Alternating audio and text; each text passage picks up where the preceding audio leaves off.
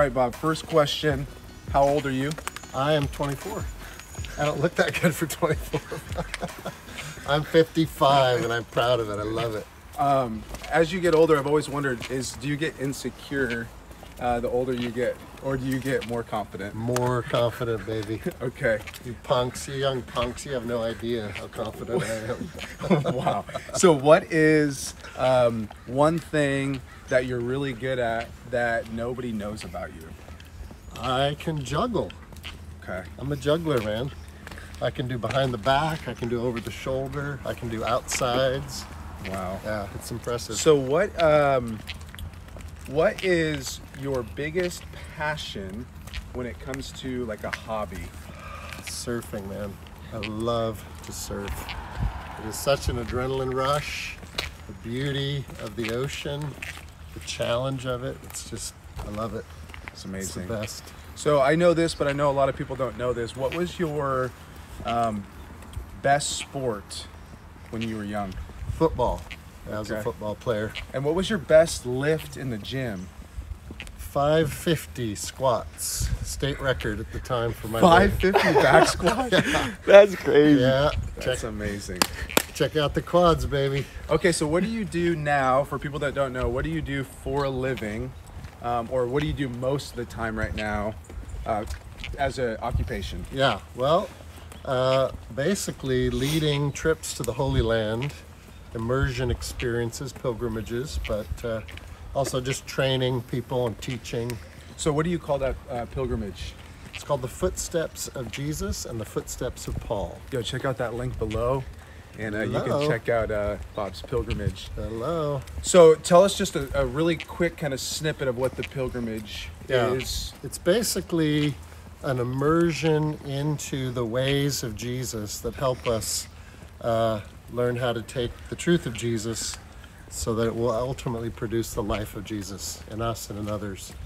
But yeah, it's not a tour, it's an off the grid, super high challenge, go deep, share life together as a family on mission. I'm an archaeology nerd, so it's totally rooted in the history and the culture and the archaeology, but it's very spiritually focused. So it's really like a 14 or 15 day spiritual immersion. Okay, so what would you say to a young Jesus follower that wants to follow Jesus in this time, in America, in this culture? What would you say is probably hey, start here. This is really important. Yeah, I would say really learn to recognize the patterns of Jesus' life and find a community that feels like a family where you can learn to build those patterns into your life as predictable patterns, and to let that be the context of studying and learning and understanding the teaching of Jesus, so that those truths start to bear fruit in your life and in the lives of others. All right, Bob, we're almost to Cathedral, so I have one more question for All right, this is it. However, I'll put it this way. What do you think is going to be the biggest change in the Western Church in the next 10 years? Yeah, I think the institutionalism that I was talking about is breaking down big time with postmodern culture. We're not attracting people to church through the programs and facilities and services that we used to offer. Yeah. And I think in the next 10 to 20 years that's going to become catastrophic for the institutional church.